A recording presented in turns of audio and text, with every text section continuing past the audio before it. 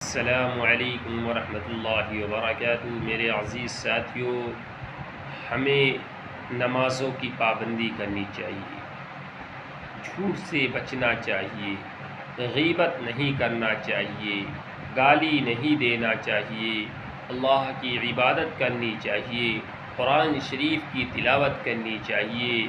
लेकिन मेरे अज़ीज़ साथियों, आज हम ये सब छोड़ के दुनिया के पीछे पड़े हुए हैं। क़यामत बहुत नज़दीक है। नबी सल्लल्लाहु अलैहि वसल्लम की बताई हुई चीज़ें पूरी हो रही हैं। जैसे अरब ममालिक में बड़ी बड़ी बिल्डिंग बनाना और आपस में फ़ख्र करना और बुराइयां पैदा होना और तमाम ऐसी बुराई जो मुसलमानों में आम हो रही है।